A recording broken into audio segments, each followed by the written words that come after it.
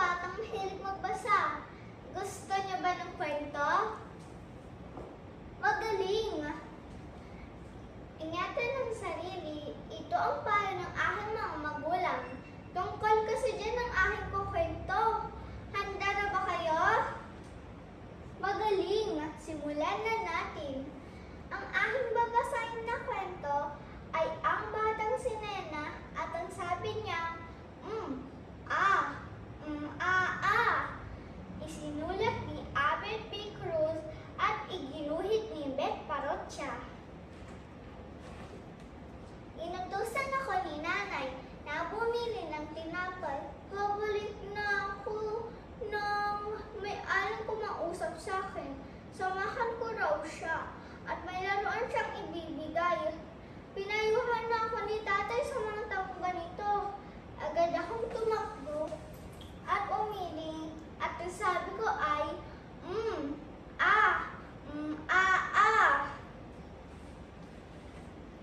Mag-isip at umatras.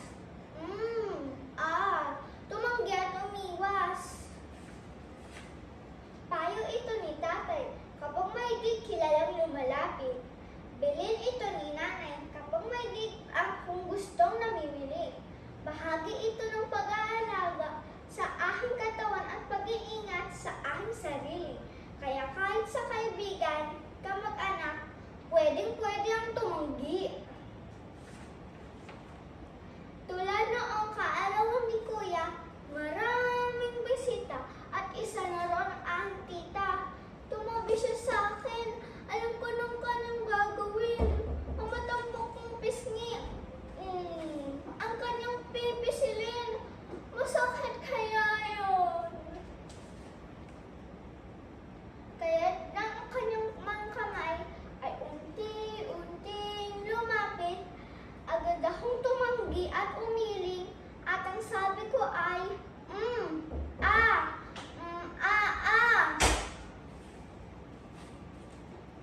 Naglalaro naman ng aking mga pinsan.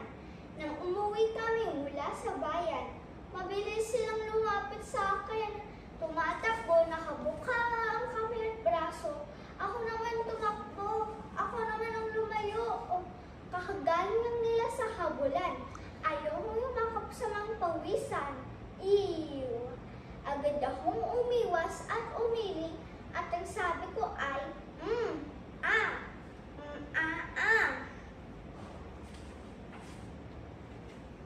Minsan, nagdala ng pansit si Ninang.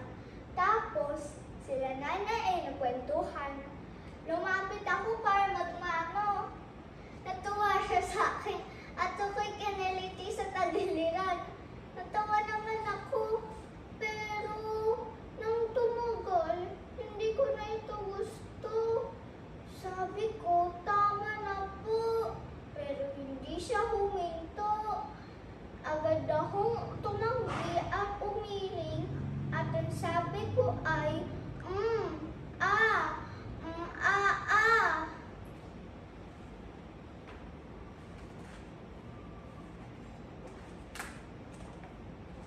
Nang bago naman ako sa paaralan, may bago na akong kaibigan. Niyaya niya ako sa palaruan. Tapos, nagpadulas kami.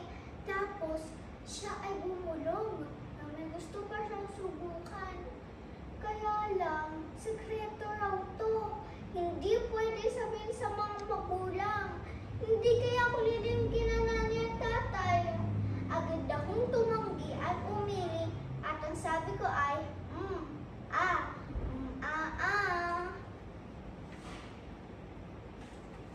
At noong araw ng Pasko, dumaan sina Tito. Nakangiti, lumapit siya sa akin.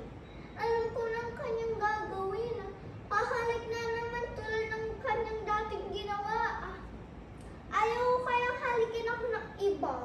Sina Nanay at Tatay lang pwedeng gumawa nun. Kahit na ang kanyang mga mukha ay tumapat sa akin. Agad akong umiwas at umiling at ang sabi ko ay,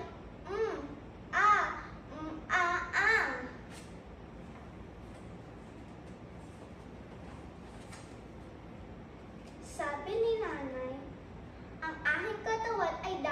ingatan. At hindi ko dapat pahawakan sa kahit sino lang.